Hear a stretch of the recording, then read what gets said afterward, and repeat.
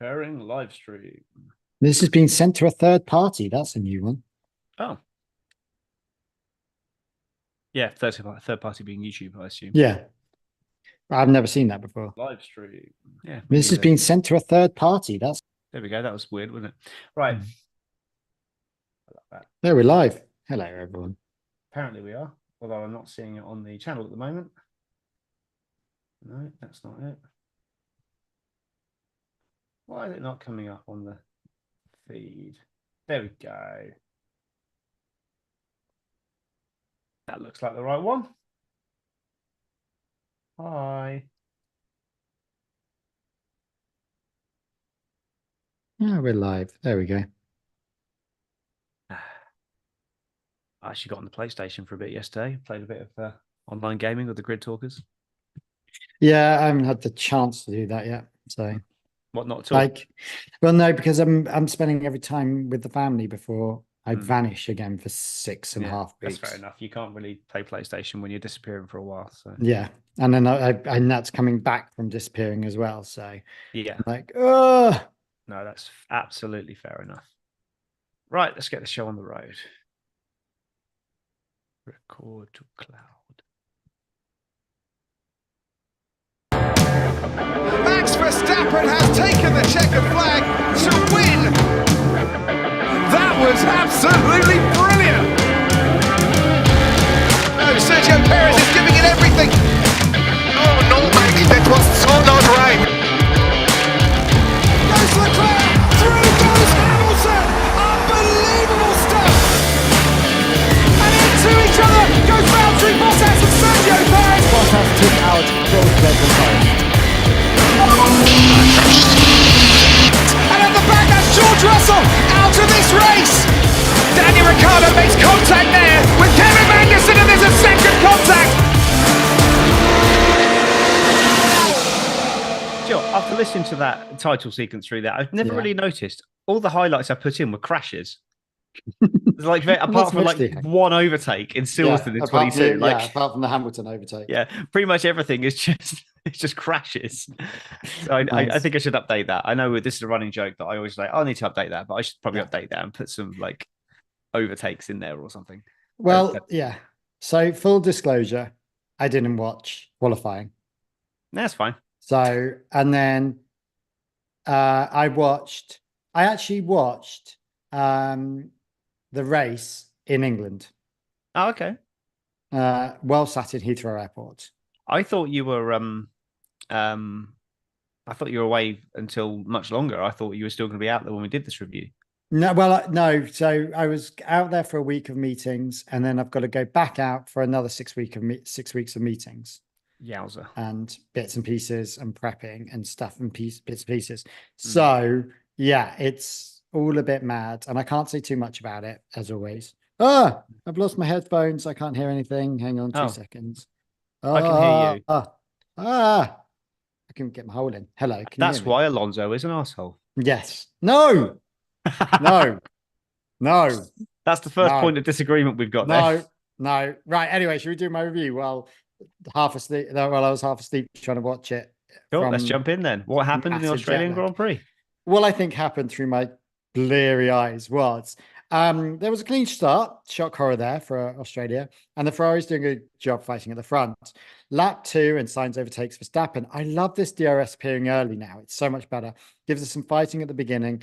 That was well fought, and not because of lap 4.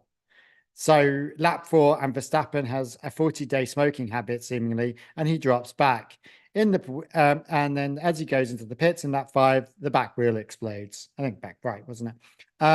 Absolutely exploded. Not really much happened till lap 17, when again we got another retirement. More world championships out with Hamilton. Don't think it really helps any. They put a little VSC in, but I don't think it really helped anyone apart from Alonso, because a lot had pitted before that, and a lot after it. So I don't think anyone was really planning for a lap 17 pit or even thought about it and was fighting for it. There's a lovely fight between 3 has-beens and never-been drivers of Alonso, Perez, and Russell. which was quite good fun to watch. Team orders from the McLarens. Piastri was in front of Norris. Was that the correct thing? I couldn't quite decide. Leclerc fighting with Perez and Alonso. Albon in his rental car, and the Haas fighting. That was quite good fun. Again, the rental car, we'll talk about that, I'm sure. Again, didn't see any of the bits and pieces as to how that happened, but I knew he had a rental car.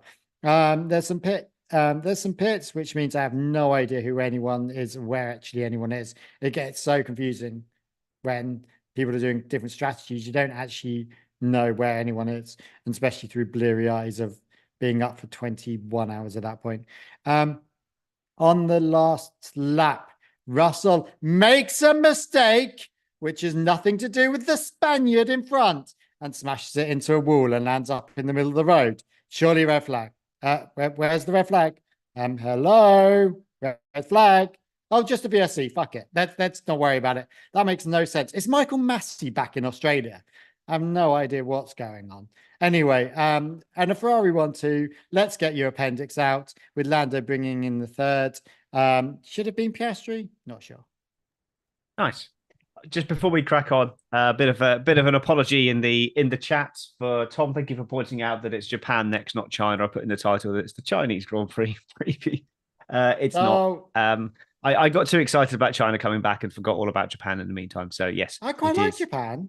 I know, so do I. But I'm actually quite excited about China coming back because I like it as a circuit. Yeah. And I think with this breed of cars, it should be quite good. But I'm sure we'll talk about that later. Well, we won't because I've never seen a Chinese Grand Prix. Yeah. And I have seen a Chinese Grand Prix, but when I'm talking about 10 years ago. Whenever. Yeah, not since we've been podcasting. Not since, yeah.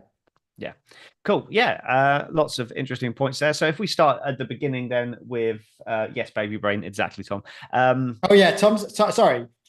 Congratulations, Tom. Thank you very much. Tom has a baby. Tom just gave birth. Well, Tom's missus. I did not give birth. Do not tell people I gave birth. Tom My wife will be very angry with you. He just had a little healthy boy who has more hair than me and Tom put together. Yes, he does.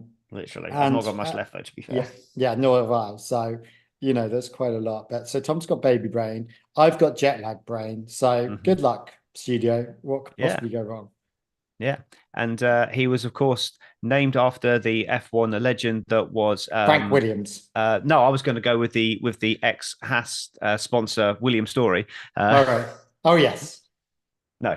Yes, William is in the house now. So yeah. That's it. Frank Williams. William Story.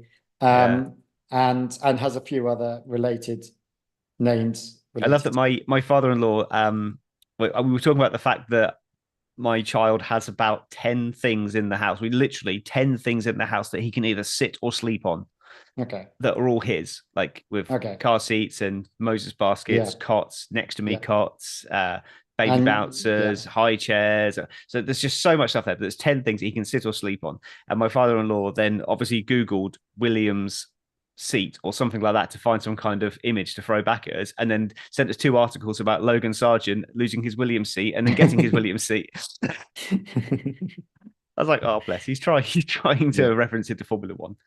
There we go. Also, he was born on Ayrton birthday. Nice little trivia for you. And one of his middle names is Bruno, so could say he's named after Bruno. We don't talk about Bruno. I have no idea what that reference is. So many people have you not? Have you? Right, you will. You will suddenly know what Encanto is in the next few years.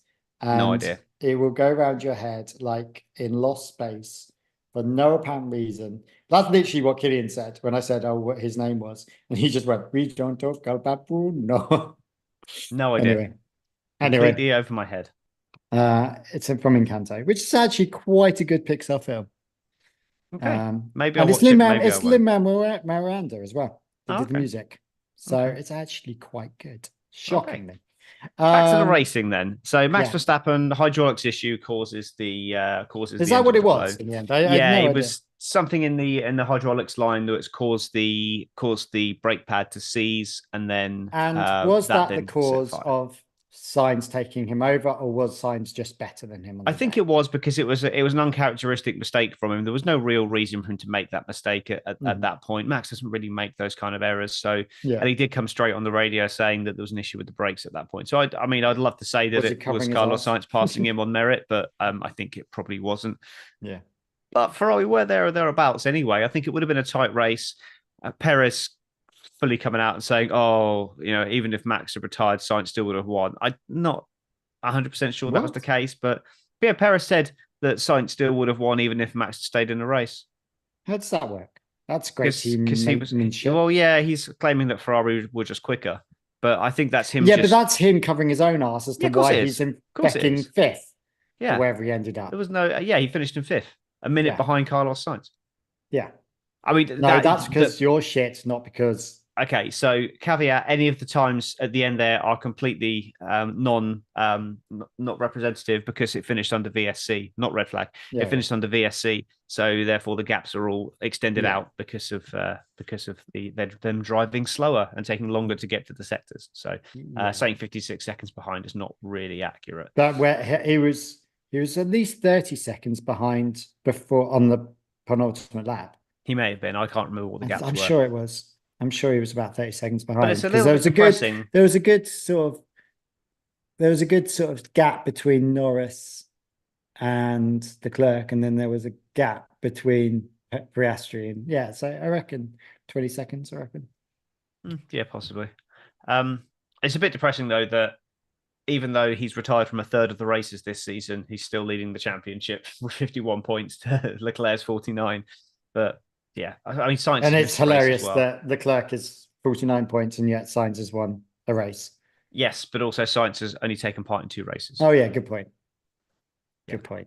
So I think given Sainz is 11 points off Verstappen, and they've both finished the same amount of races. Yeah. So you look at it that way. That's closer. That's not so bad. Leclerc being 4 points behind, having done a race more, is not good. They should do it like football. Yeah, he's got a race in hand. Yeah. Played. All right, Tom. See you later. What? Tom's going. Not you. Okay. Thanks for being online, Tom. Appreciate it. I'm gonna bounce. As Stay always. fabulous, Tom. Great. Yeah. I thought you were like just going. Bye. See you later. Bye. So what else is there? Is that going to be a running problem for Red Bull, do you think, or is it just like a one-off? One-off. Unfortunately, I think you're right. They'll throw money at it and fix it. Yeah. Unlike Williams, who can't throw money at a tub. Well, they can throw money at it, but won't do a lot because the Excel spreadsheet will be wrong. Well, yeah, this is what I can't understand, and we were talking about it. There is so many companies that have a manufacturing system, software system, like my brother-in-law's system. He knows exactly what's going through. He is general manager of a stainless steel company, and he knows exactly what's going through his system, where it is, what cost it is, how long it's taking, whether there's any problems. Like, it's a whole and it's like beamed to his office. He's got literally a monitor with where every piece of equipment is, what it's who's working on it. How can they not do that for a Williams? And my brother-in-law's company is, it's reasonably small. It does quite well, but it's reasonably small. I think that's the thing, in that small companies can react a lot quicker to big changes like that. And I think Williams has been so underinvested for so many years. They've always been on a shoestring, basically since. I mean, really, they've not recovered since when Newey left in '97. But really, when BMW pulled the plug on their partnership with them, that meant that since then they've been an underfunded organization that's been punching above their weight, and they gradually slipped to the natural position where they should be, given the budget that they had. But that meant that they couldn't invest in anything, and they are just so behind the curve. They're such an outdated organization now, and the culture just needs to change. It just needs a lot of stuff. Just needs ripping out and starting again, which James Vowles is seeming like he's not afraid of doing, which is great. I don't think he's not afraid of doing, but he can't do it. I don't think that's the problem. He's stuck in between a rock and a hard place. The problem he's got is with the budget cap. Even if they had the money, they couldn't spend it. Yeah. So there's certain amounts of capital expenditure you can do to improve. But I think probably what they need to do is, ironically, not worry about where they're finishing, and they need to spend money in infrastructure and getting as much stuff in the team as possible to be able to fight in the future. I think, to be honest, it's probably a 10-year plan for Williams. It's not going to be a quick turnaround. They might be able to get to a point where on the odd season they might be able to compete for podiums. But I mean, you look at McLaren, and they were on this journey 5-10 years ago, and they still haven't got back to winning ways. Yes, they've won one race, but they've not got back to the point where they can. Sorry, they've won one sprint. Let's not call it a race. I was talking about Italy. Okay. When Ricciardo won it in 21. Okay. Jesus. But that's a while back. What 2021? Did he win that? Oh yeah, he had the shoey, didn't he? Yeah. So just like one race win in all that time since 2012, I think. No, 20. But that was more of a fluke, that Italian win, compared to. No, that one wasn't, because they had the pace. They were right up there. I mean, they probably would have finished second behind Hamilton had it not been for the problem with Hamilton having to take the drive through. But equally, they were in position to finish second and third in that race before, and then it was only the they sort of went up and then it went back down again, didn't they? Stroll not pitting, and the Aston Martins playing silly buggers up front cost them a victory. But there's and obviously Gasly staying out as well. But but that's, stop talking about 2021. We're talking about 2023, 2024 even. So they've been on that journey back for a long time, and it has taken them a long time to even get to this point. And they're only now saying that next year is when we're going to be back to winning ways, or pushing for winning ways. And really, realistically, you're talking 2026. But if they get that wrong, then it could be another 5 years. We could be 2030 before they're winning races if it doesn't work out next year. But it feels like they are a team that can work it out and get up. Oh yeah, they're the second most successful team in Formula One history. So. Yeah, but it's not like Williams, which I don't feel is going to happen anytime soon. No, but again, they're the fourth most successful team in Formula One history, I believe. And they, and they've gone back and back and back. They obviously there was obviously a period in the middle there between the Hamilton Button era, and then sort of this era, which was a bit messy. Oh yeah, very messy. Like the whole Alonso Button thing with the Honda engine, just really badly managed and badly thought out. And if they hadn't left Mercedes, they might have stayed with it in winning right ways for a little while. And here we are back with Mercedes. Yeah, and committed to them long term as well. Yeah. So, because they couldn't get a works engine deal for 26. Yeah. But there we go. And I mean, this year could be the year that they outdo Mercedes, which would be maybe hilarious. which is and to be a works team that would be beating a works team, customer team beating a works team. With Mercedes, we haven't had in a while, have we? What? A customer team beating a works team. Well, I mean, you could say, Aston Martin didn't beat Mercedes, did they? So that doesn't count. So I can't remember the last time. Like individual races, but end of championship, it's been works teams. Yeah, I can't think of the last time that would have happened off the top of my head. I mean, it probably would have been McLaren beating Mercedes in 2010, 11, 12, that time. Yeah. That would have been the last time they did it. Because Mercedes came back in 2010. Yeah, postponed. 2013 they finished behind Mercedes in 2013, I think. So 10, 11, 12 would have been the last time that happened. Yeah, so 14, 15 years ago, do you know? Is it that long? Bloody hell, I'm getting old. Yeah. Oh, Jesus. But staying on McLaren, then you said about the team orders. I think that was the correct thing to do, because Lando did have the tyre offset. Piastri was behind Norris, pitted early, got the undercut. Okay. Norris went longer, had the tyre offset. He would have passed Piastri anyway. Even Piastri's come out and said it was the right thing to do. So it's only it was more of it was when you're just watching the race and you're never quite sure what the actual strategies are at that point. Possibly now. Also, I am fully aware of how some outlets in the British media, I won't go into who, can be incredibly patriotic and just. I don't want to say biased, but certainly leaning towards the British drivers in their commentary and their angle and their praise. I'm finding it quite refreshing now to see. One of the biggest complainants of that, from what I've been hearing, is Australian outlets just whinging about British bias. And now all I'm seeing is so much bias towards Piastri from these Australian outlets, like Australian. Australia, and Ricardo, and weirdly Bottas. Yes, they've adopted him. Not sure why. Is it because Finland don't want him anymore? No, it's because he's married to an Aussie girl, isn't he? I know. Who's an Aussie, I understand why. Who's an Aussie hero in her own right in cycling. I understand the reasons, but I don't understand the. And he's a personality now. He's suddenly turned out to be this personality of this character. Yes, he has just got a bit bigger. He is so on his exit plan. Exit plan. Oh yeah. He knows he's not going to be there when it turns to Audi. And also, Stake seems to have taken on that. They're playing how Red Bull used to play, of just being a bit fun and a bit. Well, they've got to do something because they're not investing anything at the moment, or what they are is, and they're not. Their social media is amazing.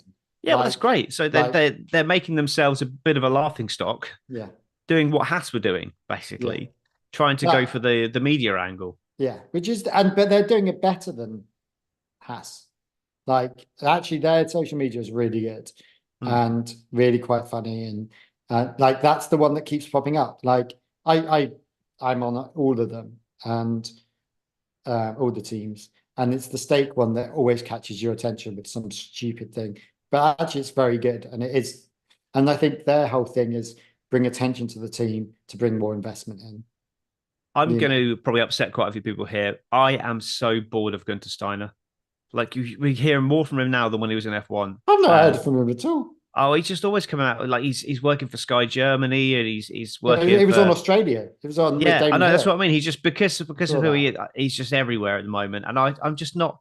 I'm not really interested. He was a bit of a character as a team principal, but I'm just not really interested in him anymore. And I haven't, to be honest, I wasn't in the last year of his time at Haas as well. I'm just so over Gunter Steiner. He's just a caricature. Yeah, which is fine. He's a bit of a caricature who's good with sponsors who no longer has a job. He's a bit of an Eddie Irvine. He's a bit of a Bernie Ecclestone. Do you know? In some ways, he's a character, and he'll always be around. And he's not going to go back into Formula One because he's going to earn too much money being a pundit. This is what I was saying to someone the other day. I can't remember who it was. It might have been my wife, actually. Why would he want the stress? His last year in Formula One, I reckon he knew what was happening. He could see the writing, the writing on the wall. He knew that Gene Haas wasn't going to put any more into the team. So you talk about exit plans. He's made himself bigger than the team, like not through his own design a lot of the time, admittedly, but he's become bigger than the team. So engineer a situation where he's told to leave. So he then leaves, gets the victim card. Gets the victim card. Everyone wants a piece of him. And now he's got a guaranteed job in the media for the next 10 years. And no stress, less travel. Yeah. And he can go wherever he wants or jump onto whichever one he wants. And he says, he would never go back to Formula One because why would he? Yeah. Why would he go back to being a team principal? He wasn't coping with the stress. He wasn't, you could tell that, listen to read his book. You can tell he was just over. If Andrea Stella or someone like Fred Vasseur, someone like that, if they were dismissed tomorrow, would we see them working for Sky F1 or for for Sky Italia or some kind of outlets like that, or becoming an ambassador for the Miami GP like should have been announced? You wouldn't see that because they're not the character. They don't have that profile that he has. No. But why has he got that profile? Because he's been. Although James Vowles, I can imagine on Sky eventually. I'm not even sure on that. Maybe it's like it's an intelligent, but that's his retirement plan. That's not him exit strategy. That's more of and he's not exit strategy now. No, absolutely not. He's at the start of that journey, not the end. But his retirement plan, he's an intelligent person. He's got very insightful into the engineering and things. He could be another Bernie Collins in some ways. He's got. But I can't imagine. I'm intrigued that what's his name from Ferrari that went out. Not Fred, but the Binotto. Binotto never did anything apart from make a random cameo appearance in Drive to Survive. Yeah, well, I think he's still on. He's still being paid by Ferrari because of his contract. So He he's can't probably do just anything. sitting that out. If he gets another job, then he no longer gets paid by Ferrari. So Yeah. I think he's probably just sitting that out, and then we'll probably see him back then. But again, why would you? Mhm. You put yourself through all that stress. You got the top job, and then you've been I have dismissed. to say, like and I might eat my hat here, but actually Komachi or whatever his name is, the guy from Komatsu. actually seems to be doing an okay job. Yeah, but that stuff was all in place before Steiner left. But again, I don't think Steiner was doing a great job anyway. Yeah, he's managing the team. Yeah, he's managing the team better than Steiner was. Definitely. Steiner's great with sponsors. He's great bringing money in, but I don't think it's. I don't think he was. Yeah, he was fighting a losing battle. G's not going to put any money into the team. All they need to do is be as operationally sharp as possible. Yeah, and I'm sure that Komatsu will be better than. And fair play, like the both of the Haas drivers are really just going for it and can't give a shit. You know, they are. Well, I think they know that one of them's going to be out.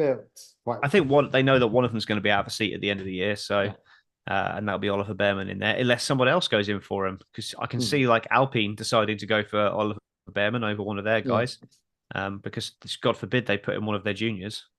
Yeah, well, like you wouldn't. Well, they tried putting one of the juniors, and how did that end up? Cheers for that, Alpine. Like it was rumored that it would be Ocon that was going, but actually Ocon's been better than Gasly this year. He is. I think Gasly is the better driver, but that's not to say that Ocon won't. Ocon against Alonso. Oh, sorry, they're going to do a Ferrari and kick out their best driver. Yeah. Well, Ocon against Alonso was, measured up very, very close to Alonso, but you would never say that Ocon was as good as Alonso, realistically.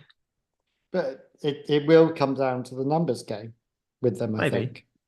I don't think it'll be anything else. Maybe. Right, talking about Alonso. Yeah, while we're on Alonso, he definitely benefited from staying out and obviously starting on those harder tires. He lost a couple of places at the start, but he stayed in there, and then locked in with the VSC at the right time. Yeah. Which, good for him. That's fine. The strategy was always a bit of a fight to try and stay ahead, but what do you think with regards to the instance of Russell? You know my feelings on it.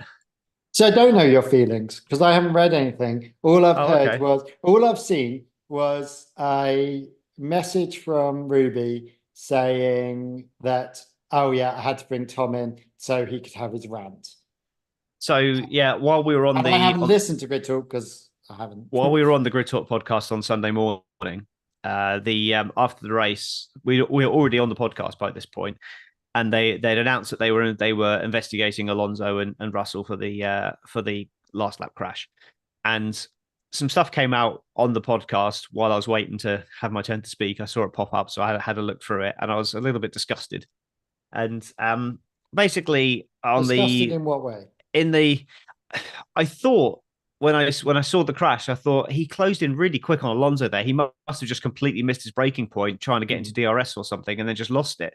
Yeah. But then they went and showed the throttle traces and the braking and everything. And he's effectively slammed on the brakes to then get Russell so that he's in the dirty air of him so that when he drives out of the corner, he doesn't get the slipstream and overtake him as it's the final lap. And we've seen Alonso do stuff like this before. He was doing similar stuff with Perez in Brazil, but that was just on the line. That was on the edge of what's acceptable. And we see him do this. He does it with Hamilton. He was doing it at Hamilton in Hungary that year, and he's done it with Hamilton a couple of times. He's in Monaco as well. He's just he is very good at defending his position, but on this particular occasion, he lost. I can't remember the exact numbers now. I said it on Grid Talk because I had it in front of me at the time, but he lost a ridiculous amount of speed at the fastest point of the track around a blind corner. Russell had nowhere to go. And because he was so close to the rear end of Alonso, he lost all of his downforce. If you think back to Baku 2018, when Ricciardo went up the back of Verstappen, and everyone's saying, "Oh, Ricciardo, he didn't, he left braking too late." It's like, no, he lost all of his downforce off the front end and then just veered into the back of Verstappen because that's how aerodynamics work. And just fortunately for Russell, he didn't go into the back, or fortunately for Alonso, he didn't go into the back of Alonso because he was coming in at an angle and he just went off the track. So it looked like a complete driver error from Russell, but it was completely caused by Alonso. And yes, there was no contact, but it doesn't need to be contact. It was completely, the crash was caused by Alonso. And I think he definitely crossed the line. I am not denying that the crash was caused by Alonso. It was dangerous. Look, that was his prerogative.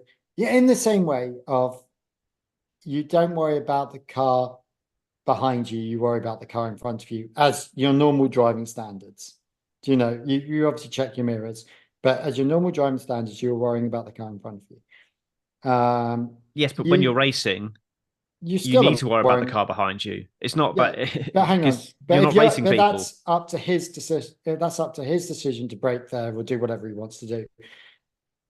And to calculate that if he brakes at that point and that will affect his aerodynamics is an incredible amount of engineering and aerodynamic understanding of high engineering and aerodynamicist understanding. So let me just clarify. I'm not saying that Alonso engineered Russell to crash. At no point am I saying that. Why should he have a penalty if he didn't engineer it? Because it was not his fault. It was erratic and dangerous.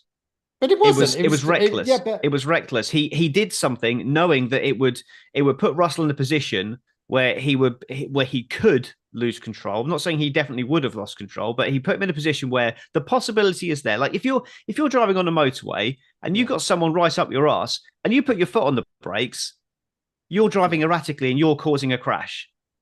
And I know the person behind you has still got to react to what's happening in front of you. But equally, if you're putting someone in a position where they have to do something they're not expecting to do at 200 miles an hour, this close to a barrier, you're putting someone's life in danger, and you're putting them in danger. I know they're going fast, but there was some distance between them. There was at least over a second. You travel a long way. There was over a second.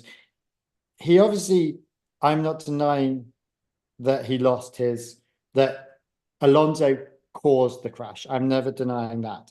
What I am questioning is, A, was that deliberate? B, could have Russell have taken a different reaction to the one he took, as in going on the inside as opposed to the outside, which he did, and spinning it. Could Russell have also broke, seeing the person in front braking, should he have not broke, seeing his things to the buggers, because what turned out to be he would have been seventh, Russell, at that point, whether Russell now losing that place and losing his car has now put two cars out in a huge amount for the sake of coming seventh. Doesn't make sense to me. It was deliberate because he's braked in a straight line coming into a corner or coming up, but he braked, I think it was 17 meters earlier or something like that he braked earlier than he did on the previous lap or on any other lap he did. The purpose of doing it is to slow down the car behind, to not allow them to get a run at them through the final section of the race. It's the last lap. He's just wanted to guarantee his position. And he's worked in the opposite way where Sainz slowed down to let Russell catch up, Norris catch up back in whichever race. That's not the same because he's not braking in a straight line. He's just easing off the throttle a little bit to allow playing the game Norris. Of the race as opposed to he's keeping Norris within his DRS to allow Norris to continue to hold the position of the guy behind him. That's tactics. And like I said, we've seen Alonso do this. Let me finish. We've seen Alonso. Let me finish. We've seen Alonso do this lots of times, and every other time he's done it, it's been that's fine. That's good tactics. He's kept it on the side of acceptability there. But this one, it went over the line. I'm not saying that he wasn't actively trying to cause Russell to crash, but what he did was erratic. Whether he meant to do it or not, yes, he meant to brake the way he did. Maybe he misjudged it. Maybe he slowed down too much, and that's what caused the crash. Yeah. And I'm sure he feels bad about that causing the crash, but it's still what he did that caused the accident, and it was dangerous. So for me, the penalty is absolutely valid. He was, whether whether it was real, he was claiming brake problems. No, You yeah, know, battery there problems was apparently. That's what battery they were. problems, That's what whatever. they were So, using to try and yeah, justify. They were saying that he had battery problems, which is why he was slower. But so what? The battery was stuck on the brake pedal, was it? yeah. Bullshit. Also, I don't. Oh, Owen's just come in. Also, he did. But also Alonso was. I don't think Alonso deliberately did it. So this is in the sense of he might have deliberately slowed down. No, I'm not denying that fact. And we have seen many racers speed up, slow down to fight whatever fight they're fighting. But what I do have the issue with is the 20-second penalty for causing a crash. He didn't cause a crash. He didn't drive into anyone. He didn't brake in the sense of brake testing, which is what is being assumed. He didn't brake test. He slowed down early, which meant that Russell caught up. That wasn't brake testing. That wasn't slamming on the brakes, which Verstappen's done and Hamilton have done before. You know, I just don't think that there's a big 20-second penalty, which really doesn't help Russell. And what should have happened is a red flag, and that would have helped Russell, and we wouldn't have been in this position.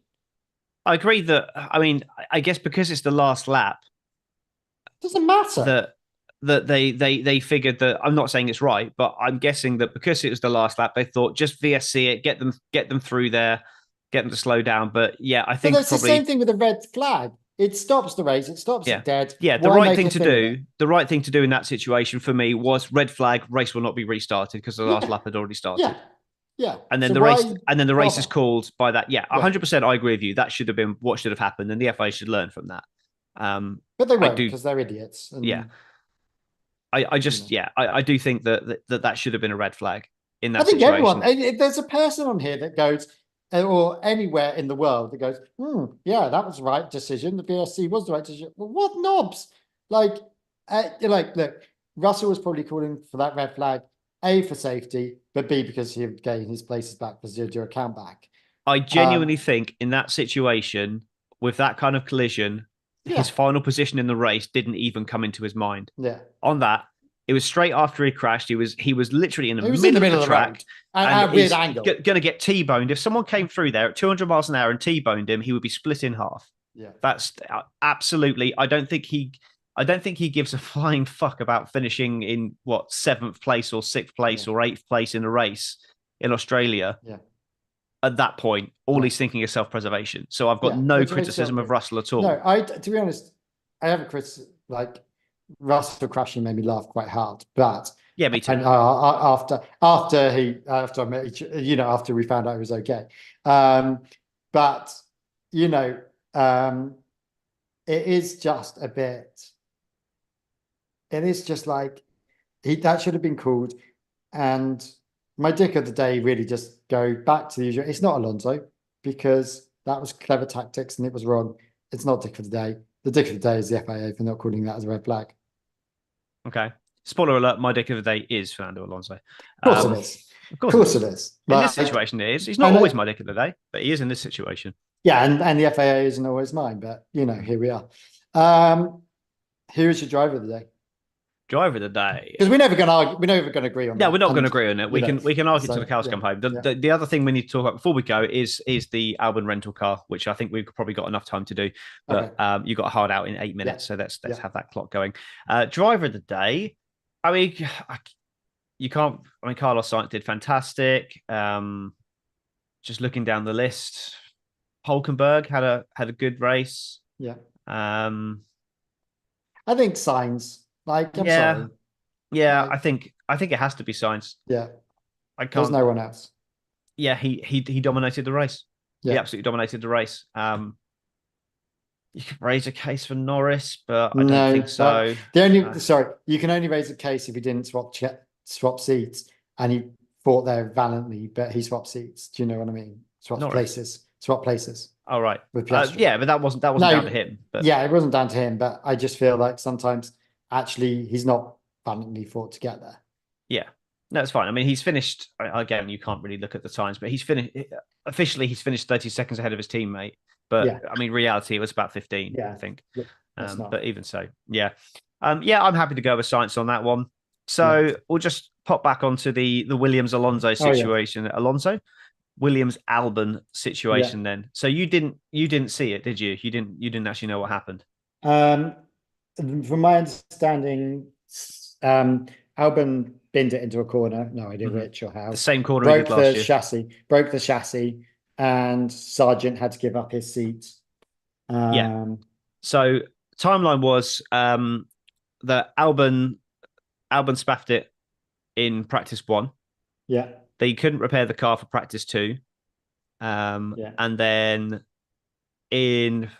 so he sat out practice 2 while they were assessing whether or not the car can be used or not. So Sargent was then taking part in practice 2, and then by at the end of that, coming into Saturday, they then said, no, you Sargent's out of the car, Albon's in.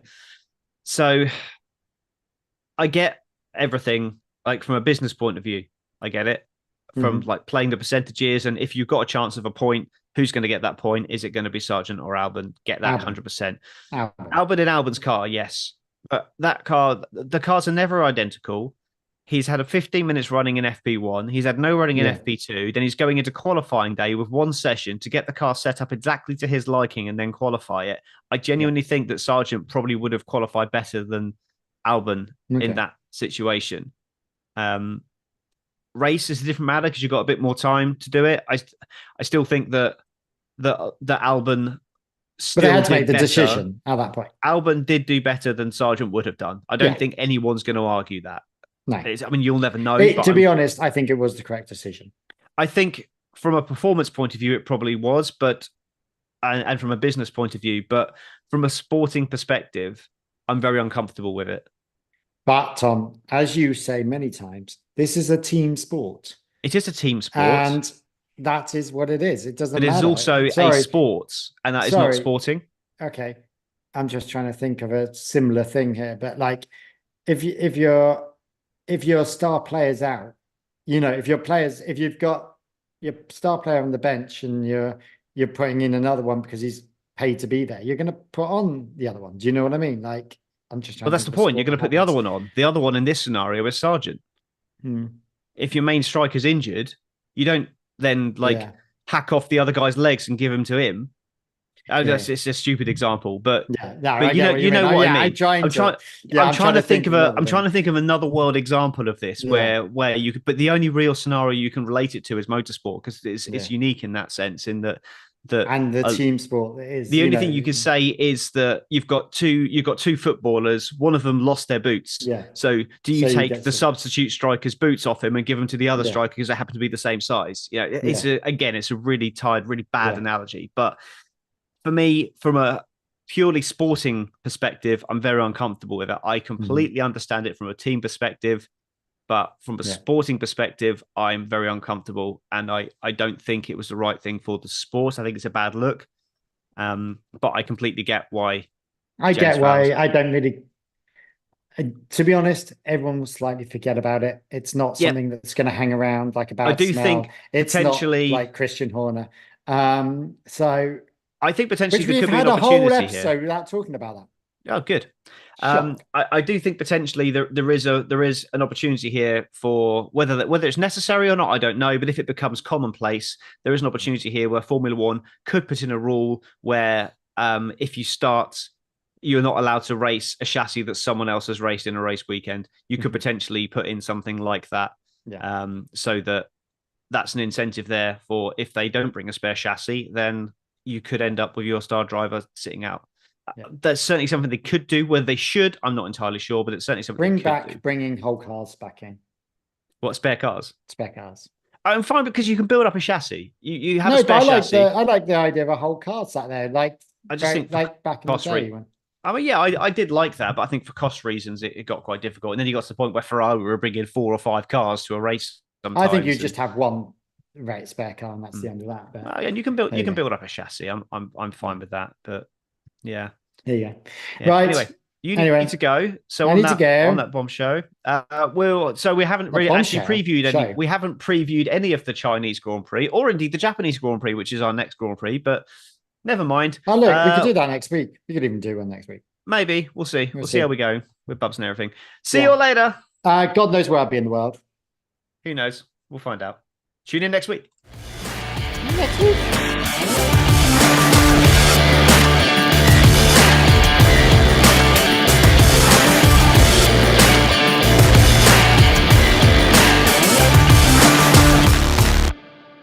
Can you think of something this week? When are the next Grand Prix? I've literally no idea. You've got Japan, week 5th to the 7th of April, and then you've got China, 19th and 21st of April. Oh, I'm in the air for Japan. Right. That'd be fun. Unlucky. I'll be watching it because I'll be up anyway. Oh, yeah, because it's another early one, which just means I'll be in America, and which means the time differences will just be me. Yay. Yeah, good luck. Have fun So, with that. yeah. Right. Bye. Bye.